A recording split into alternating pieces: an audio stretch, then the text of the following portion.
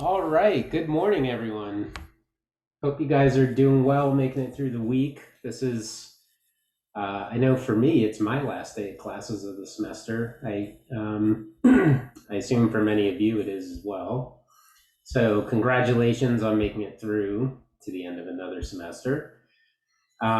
We have a couple of things on the schedule today. Of course, we're going to be doing some review for the final exam.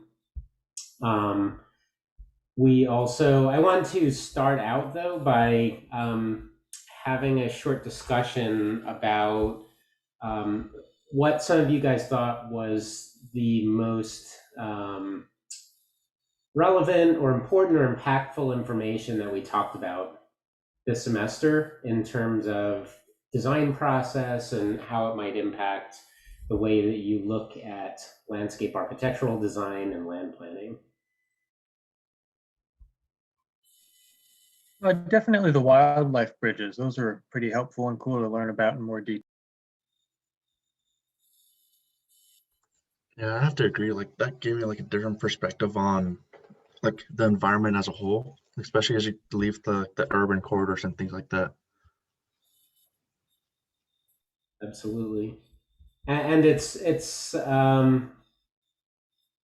I think it's a really important perspective to have because I know when I was a landscape architecture student and even early in my career, you just took roads as a given, right? They're just part of the landscape and you don't give it all that much thought until you start looking at it from a different perspective and not just the ways in which it connects people, but the ways in which it disconnects everything else in the natural world.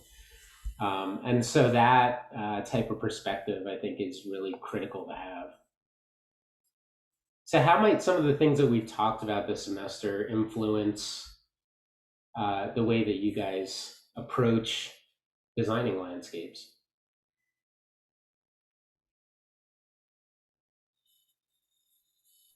Like personally, like like I take an interest in like urban design and like master planning and community master planning. Like just trying to like find ways to like create like at least some form of patches for different types of species within the cities to like migrate throughout the state if possible. That's something I'm gonna try to integrate more into the projects. And I Definitely. think, oh, Go ahead. I think too, just like kind of what Robert talked about in his lecture, I guess, was just like making sure that you're mapping different species and how they all interact with each other. Um, like even those Excel sheets that he showed us, I never even like thought about doing that really before, just like going that in depth to things. Mhm. So, I mean, obviously he's a landscape ecologist, but also, yeah, just like thinking as who and what am I affecting with each design. So Yeah. And I'll mention that actually his training is not in landscape ecology specifically. He's a landscape architecture. He majored in landscape architecture in college, went to Iowa State, and was kind of focused on landscape architecture and the practice of design the way that we think about it, and really sort of started moving more and more towards landscape ecology and incorporating that into their work. So and this is something that you find happening with a lot of designers because typically most ecologists are focused at the very small scale in terms of looking at individual species or thinking about specific ecosystems or things of that nature. And there aren't all that many people who really look at it at the larger scale. That's beginning to change, but a lot of designers, specifically landscape architects, have been leading the way in that. So that's been a really important shift. Other thoughts?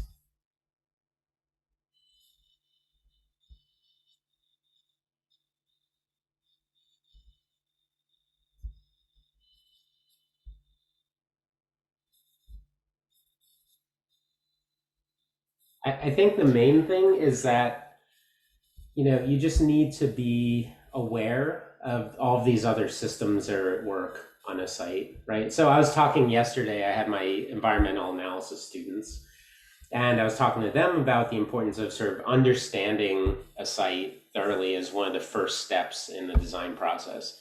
And that applies to landscape ecology as well, right? It's not just about understanding the design parameters of what it is that you're proposing, and thinking about where's the existing circulation and all that kind of stuff. But it's also thinking about the existing wildlife, not just on the site, but regionally, right? Because wildlife like moves across the landscape at a much larger scale than the site scale. And any site that you work on can potentially be a part of that network. So as long as you're thinking about that while you're working on your design projects, and just looking at vegetation a little bit differently as not just something that's an aesthetic enhancement to a site, but something that's actually providing a critical sort of natural service is just a great perspective to have, and something that I think will really, it just makes the practice of landscape architecture a lot richer, in my opinion.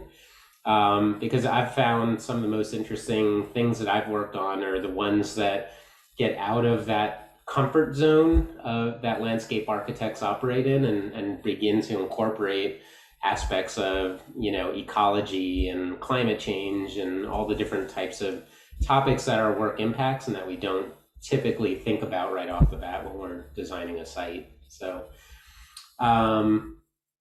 awesome. So the next thing I'd like to do is let you know that I have let's see, I went in for the exam 2 grades, and so those now are reflecting your actual grade because those have all been curved. So those are now sort of official.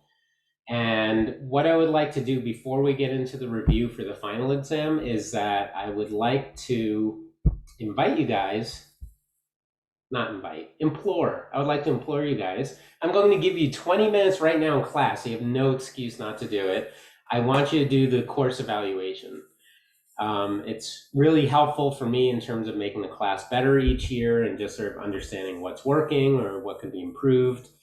And as a way of encouraging you all to do this, I can't see which individuals in the class have filled out the course evaluation. However, if we can get to an 85% response rate for the whole class, then I will give everyone in the class 1 extra bonus point on their final grade.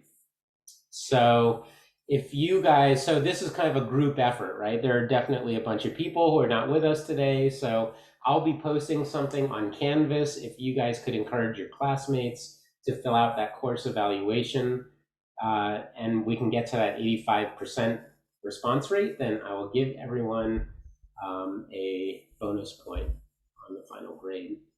So I will mute myself here for 20 minutes. So it's 9:40. So I will see you guys at 10 o'clock. And yeah, please just take this time now to fill out that evaluation. Are you guys able to access the evaluation? Have you? Yep, tried it? working. Awesome. Yeah, water right now. All right. See you guys in 20 minutes.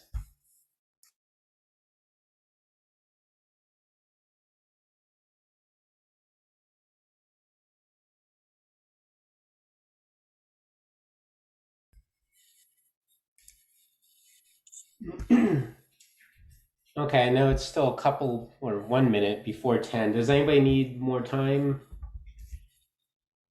Or are we good to move on? I will take Probably 2 minutes. 2 minutes? Yeah, All right, 2 minutes it is. almost done. Cool. Thank you. Yep.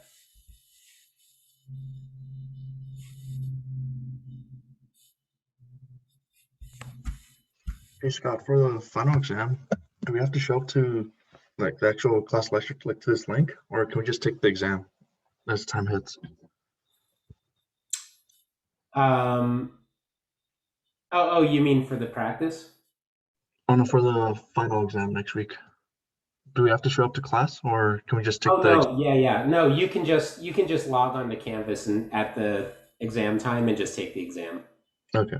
Yep. Yeah, there's no need to log on.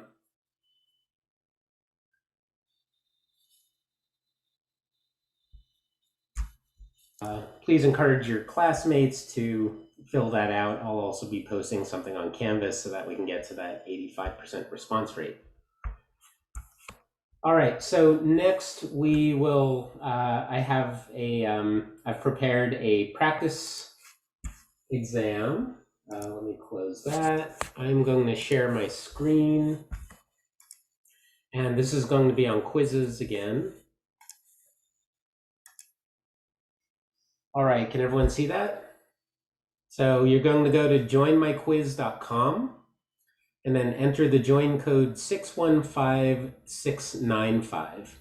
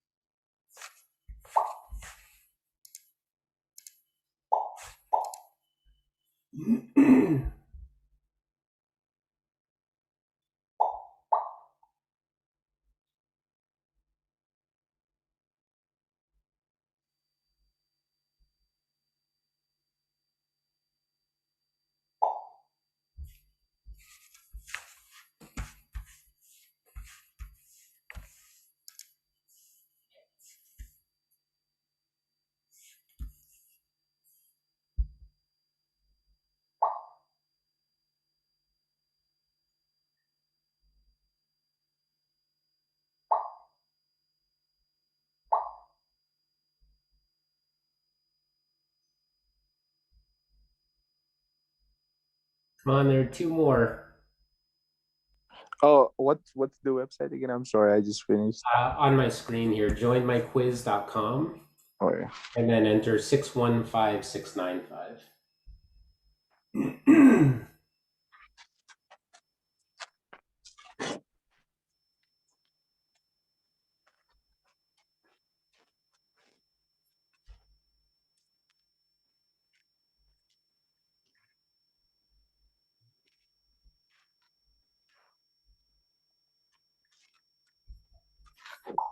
Awesome. Okay, so I'm going to start the quiz. You will have, I know on the description it says 25 minutes.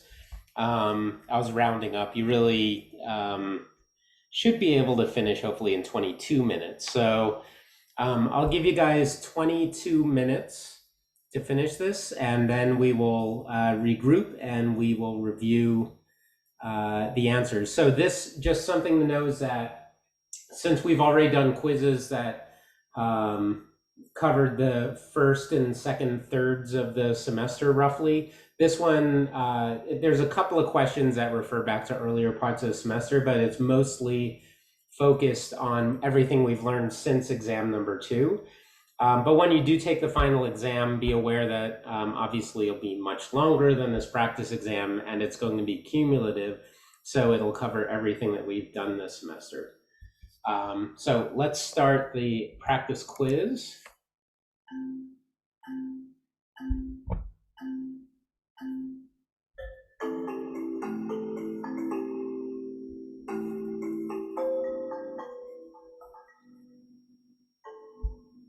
And if you find the music too annoying, feel free to turn it down or mute it.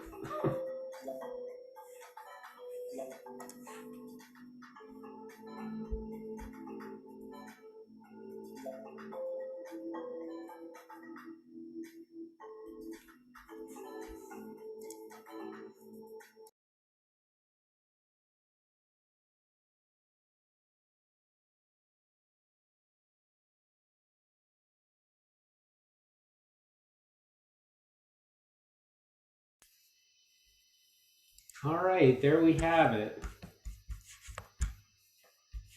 So let's go through and review the questions. We'll do this pretty quickly since we don't have a ton of time left.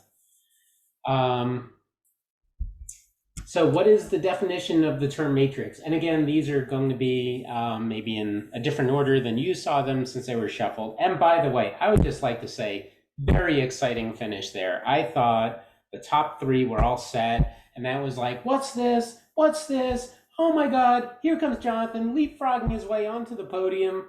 That was pretty exciting. So I thought he was going to win. I know, he was like racing up the chart there. So that was a pretty exciting finish. No, this website always surprises me because I always think that I'm like super dead last, and then yeah, we actually Yeah, well, it's the accuracy counts for a lot more than speed.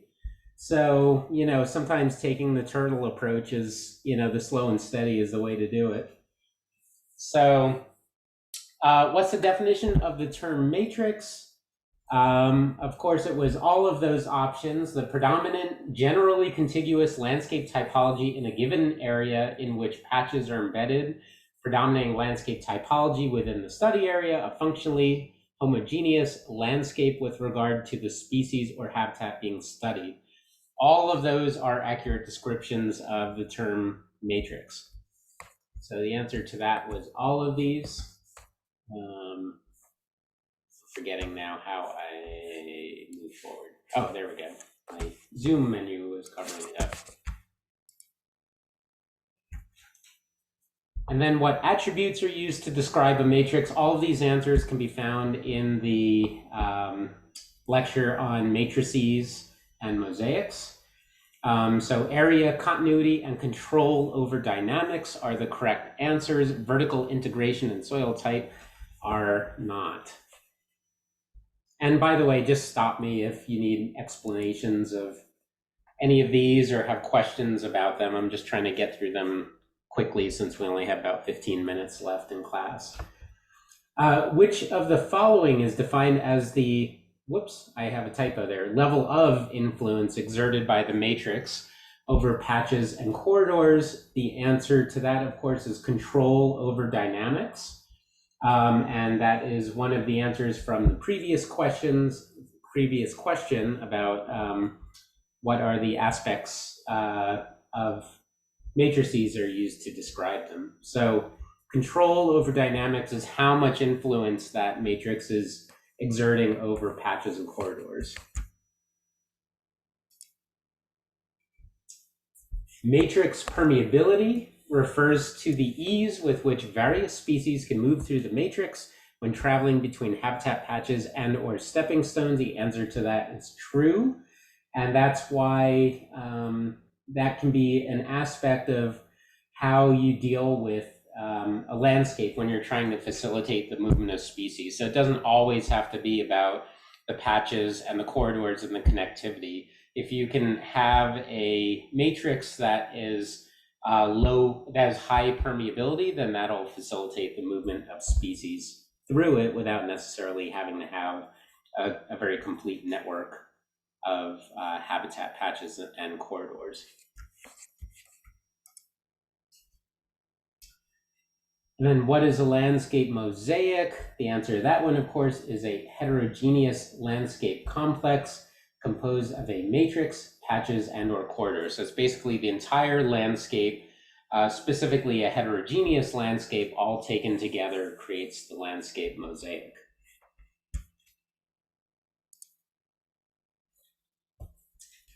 Which of the following attributes are used to describe a landscape mosaic? Again, this is just straight out of that lecture. So the three correct answers in this case were chorology, topology, and character.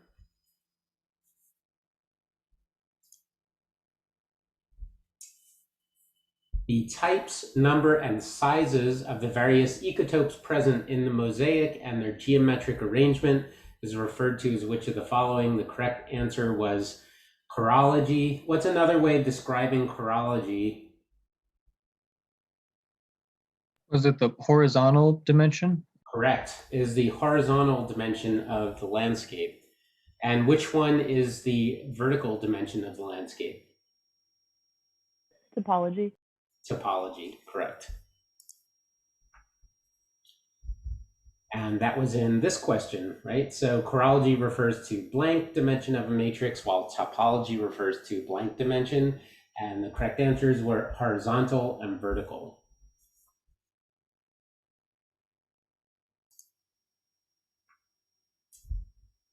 And here we have a little diagram of some vegetated corridors.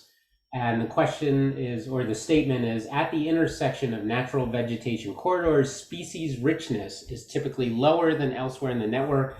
Correct answer was false. You're actually going to have higher species richness at those intersections. And a good way to think about it is that it's similar to a road network that humans use when we're driving around, right? When you come to an intersection, you have lots of different people coming from lots of different places, and you're going to have a higher diversity of people at an intersection, just like you're going to have a higher diversity of species and a greater species richness at natural vegetated corridor intersections. Which of the following statements are true in regards to habitat fragmentation? There were 3 correct answers here. The total amount of habitat is reduced. Of course, that's going to be true. The ratio of edge habitat to interior habitat increases, and that's because anywhere that you remove habitat, you're creating 2 edges where previously there were none. And the populations of interior species in the remnant patches are more likely to be destabilized because those populations have less habitat to occupy, and the smaller that the individual patch sizes in those remnants, the less stable those populations are going to be.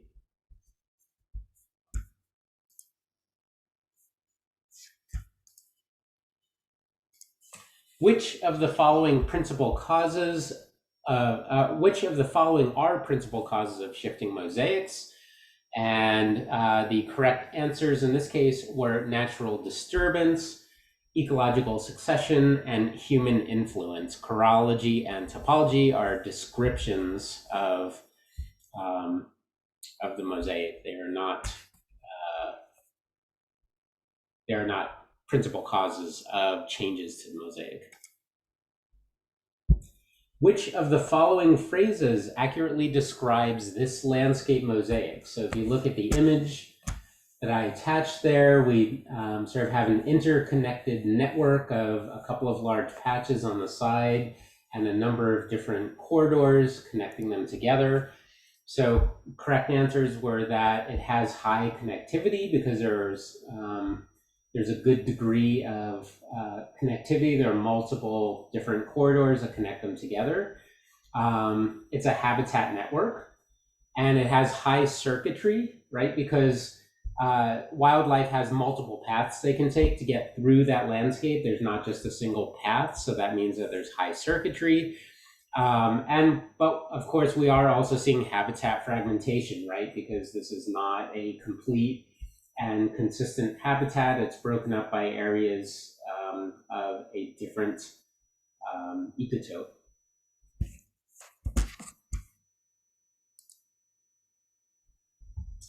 In his study of fragmented habitat in and around Montreal, Andrew Gonzalez used the theories from which of the following disciplines to model optimal ecological planning. And this was one of those short videos that we watched that was embedded in the lecture on mosaics and matrices. And the correct answer was network science. So he was somebody who specialized in network science and circuitry and understanding connectivity and so forth. And so that was the correct answer.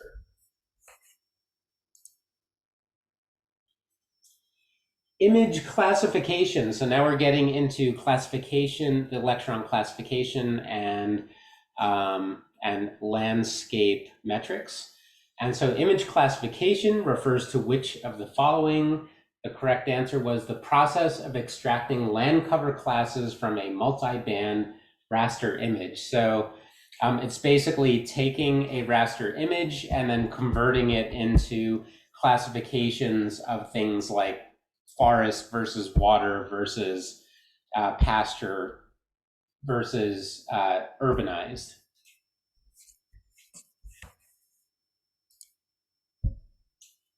Land cover refers to blank, while land use refers to blank.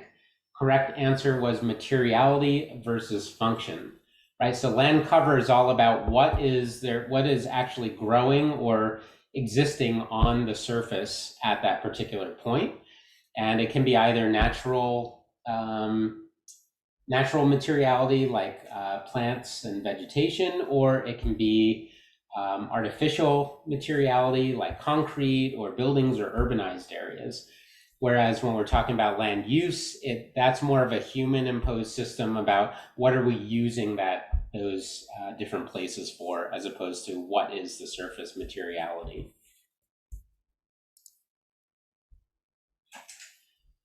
And then next question is related to that. A zoning map is a good source of land cover data. The answer was false, because the zoning map is not about surface materiality, it's all about land use. So a zoning map is a good source for land use data, but not a good source for land cover data. The NLCD is an abbreviation for which USGS product? Correct answer is National Land Cover Database. Looks like just about everyone got that one. And that's one of the primary sources for land cover data nationwide. Which of the following are examples of land cover classifications in the NLCD? And examples included grassland/herbaceous, deciduous forest, and woody wetlands. And even if you did not have the key to the NLCD in front of you, or the legend, you could figure out what the correct answers were. Why is that? How can you figure out the correct answers for this without even having the legend in front of you? Land cover, not land use. Exactly, land cover versus land use. So light industry and high density residential are examples of land use and not land cover. So the NLCD only describes land cover and not land use.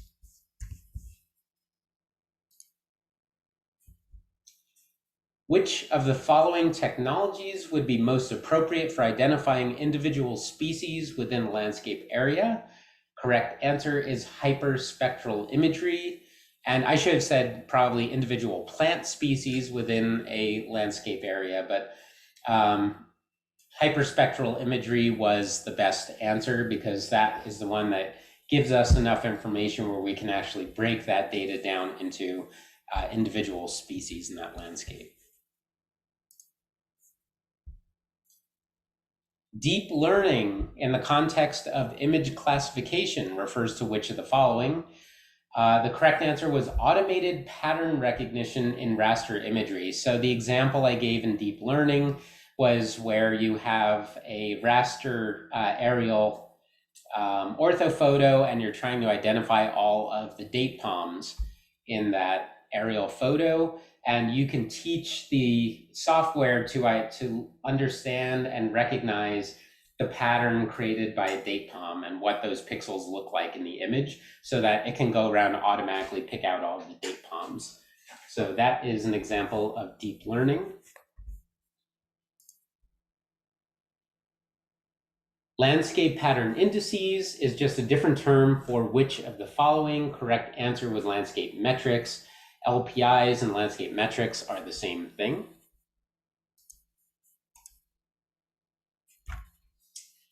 Which of the following are categories of landscape pattern aspect into which landscape metrics are grouped? Correct answers were area and edge, shape metrics, contrast metrics, diversity metrics, and isolation metrics. So all of those were correct answers. If you selected all 5, you got full credit. That just comes directly from that lecture. There's a slide that shows all of the different categories into which landscape metrics are grouped. Landscape metrics can be applied at 3 levels of heterogeneity. What are they? Correct answers were patch, class, and landscape. Again, those are the different levels at which those landscape metrics operate, and that comes directly from that lecture. And I apologize for the speed, but we're getting very close to the end here. Which of the following is the most used dedicated application for calculating landscape metrics? Correct answer is FragStats. That is by far the most popular. Only one person got that right.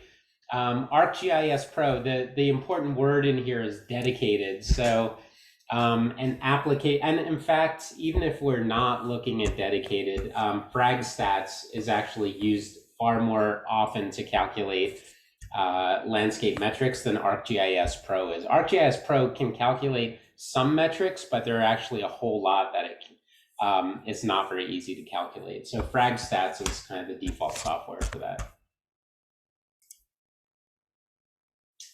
What is the landscape richness value of this mosaic? How do you calculate landscape richness?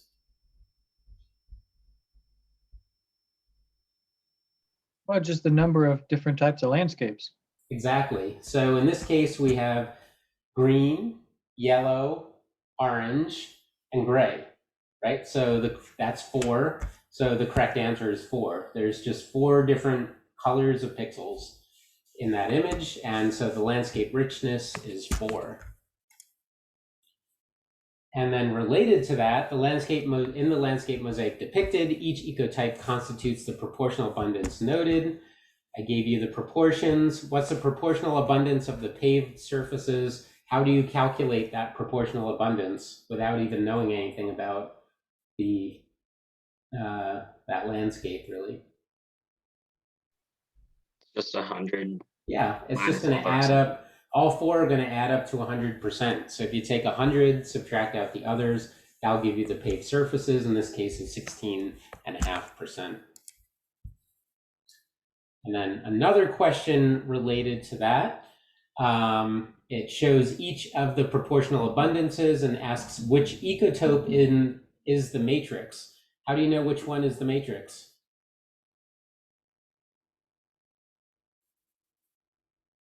The biggest one. Yeah, it's the one that constitutes the greatest land cover type. So in this case, it's agriculture because that one is 37.75%. And then I give you the equation for shape index. Based on the equation noted, what is the shape index for the green patch, right? And in this case, without even knowing the units or anything, because you don't need to know units for this, you can just go around and count all the edges, right? So if we're going around here, we can say like 1, 2, 3, 4, 5, 6. You count all the edges all the way around. That gives you the perimeter. And then it's 4 times the square root of the patch area. To get patch area, you're just counting all the pixels. I made it easy because it's just basically 2 rectangles or a rectangle and a square. So you can do height times width. And if you calculate that out, it comes out to 1.17 is the shape index. And of course, you can use calculators for the final exam. So, just make it easy on yourselves. But 1.17 was the correct answer. One way that we know that that's the correct answer, or that we can eliminate some of the incorrect answers, is that you're almost never or very rarely going to find patches that are less than 1.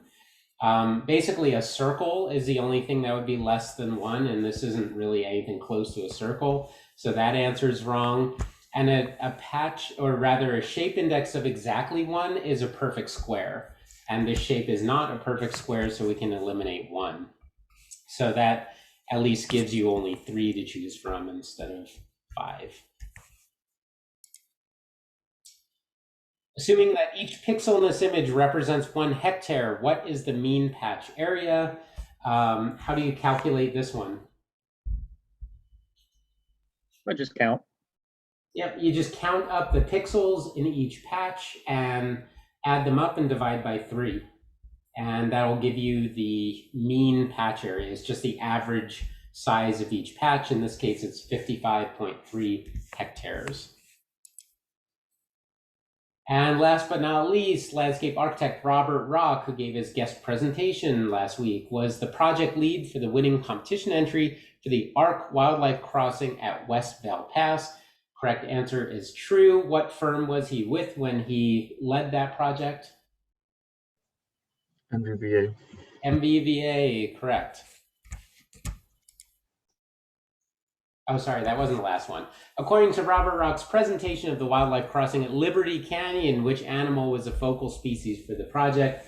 Correct answer was cougar. He talked a lot about P22, who is their sort of poster child cougar that they were tracking for that project, and kind of all of the how they got public support drummed up around that project. So correct answer in that case was the cougar population in that area around Los Angeles.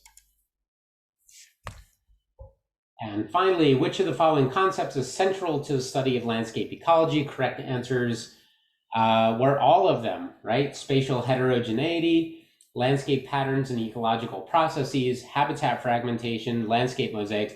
All of those are central concepts to landscape ecology. All right, so I will stop sharing, and the recording of this, of course, will be posted after class today. I know we're over time, but I just wanted to thank you guys for a great semester, or at least as great as it could be under the circumstances. I hope you guys got a lot out of this semester, and that you enjoyed the class, but I just wanted to thank you guys and wish you all well on your finals and on finishing out the rest of your work for the semester. So Thanks, thank Scott. you. Thanks, Scott. Yep. Scott. And so again, just to recap, you do not need to log into anything for the final exam next week. That'll just be opened up at the final exam time, which is it's next Thursday. I don't have it at the top of my head, but I think it's in the like 4:20 in the afternoon. Yes, 4:40. from 4 to 6, I think. Is it 4 to 6? Yeah, I think that's what it is. Okay, yeah. So anyway, I'll open it up. Well, actually, it's already programmed to be opened up at that time. Once I'm done putting the exam together, that'll be posted, and then you can log in at the exam time. And when is the final project due? Friday. Yes. So Tomorrow. Correct. So make sure you get those turned in. And again, good luck with everything else. I hope you guys have a great summer. For those of you returning, I look forward to seeing you in the fall. And for the rest of you, best of luck as you move on to your careers. So have a good one, everyone. Hey, Scott. Yeah. Thank you. I don't know if you received my email that I had sent you about activity 1, I believe. It might have gotten I've gotten tons of emails this week, so I apologize if I didn't see it. Okay. Yeah, because I know we had agreed that I was going to submit it late. Yeah. But obviously it took forever for me to get access to ArcGIS, but I got that done and submitted it. Oh, great. Okay, I'll go back and make sure that's noted. Okay. Thank you. Great.